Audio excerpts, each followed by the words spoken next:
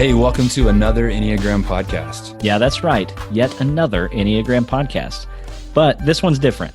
Another Enneagram podcast is here to help you be a better leader for your team. We know leadership is already challenging enough, and it can be downright frustrating when your team communication breaks down. Another Enneagram podcast is here to tell you stories of leaders just like you who are learning how to lead their teams better with the Enneagram.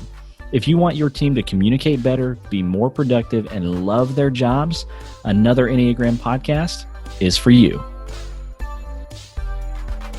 All right, welcome back to another Enneagram podcast. Just like always, it is your host, Ryan, with your other host, Cody, and we are on the tail end here of our top 10 Enneagram questions mini-series, these shorter podcasts. Hopefully you are enjoying these and sharing them with people.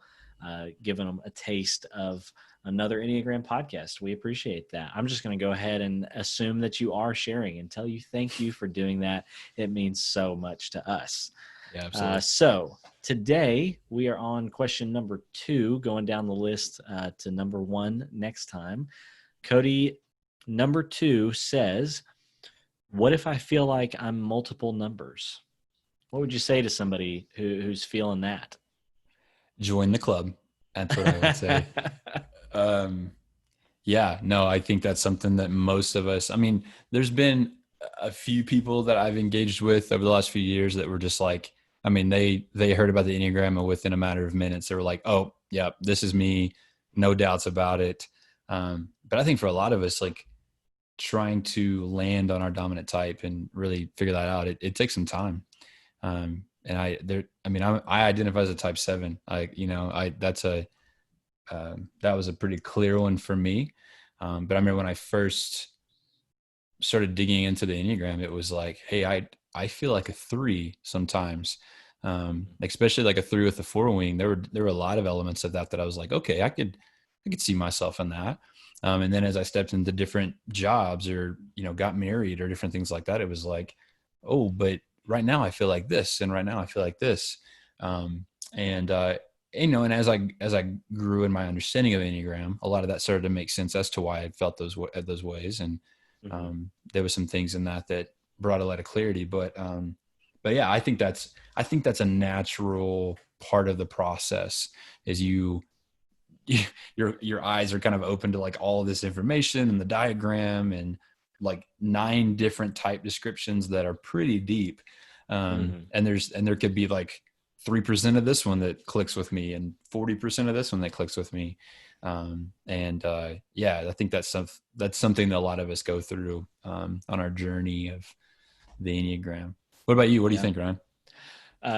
So I agree, of course. I would say there's a couple different reasons why people feel that way sometimes. One of those is something that you were just hinting at. It's an underlying concept with the Enneagram that no person is just one type, right?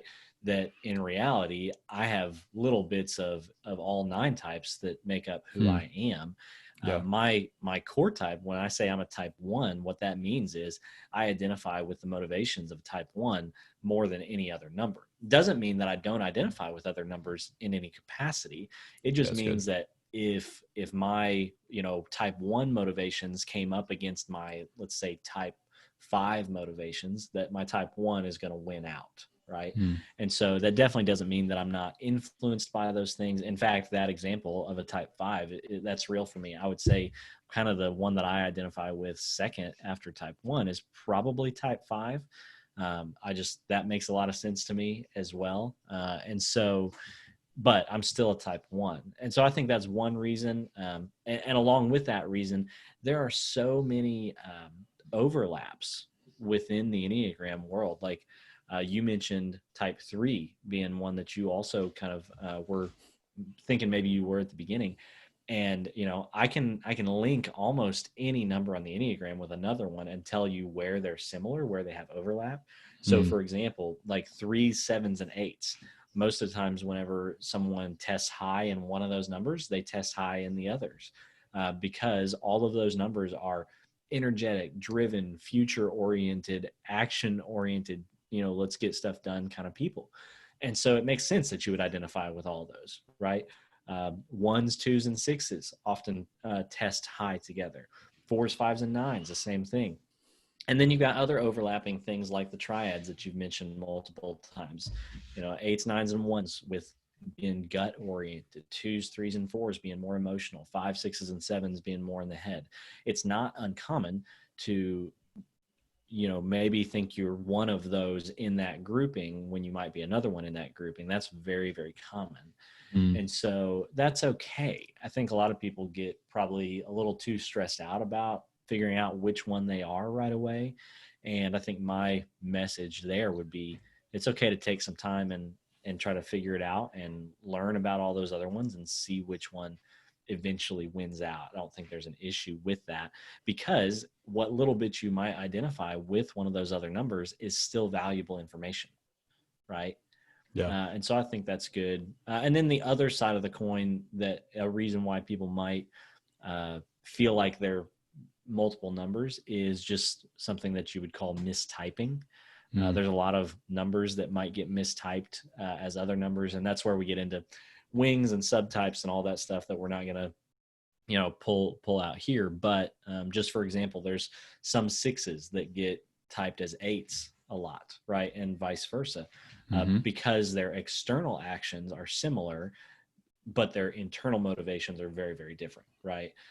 And so that's also a thing, is that you might have been mistyped at some point, is why you feel like multiple different numbers as well. So just a couple of thoughts there from me on the why I feel like I'm multiple numbers. Any other thoughts on that one? No, man, that was great. Good deal. All right, we've got one more of these left.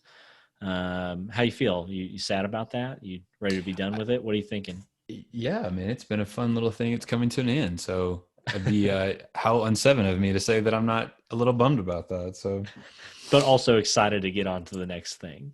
Oh, for sure. Of course. That's great. Well, we'll be back here to wrap it up with the number one question next time.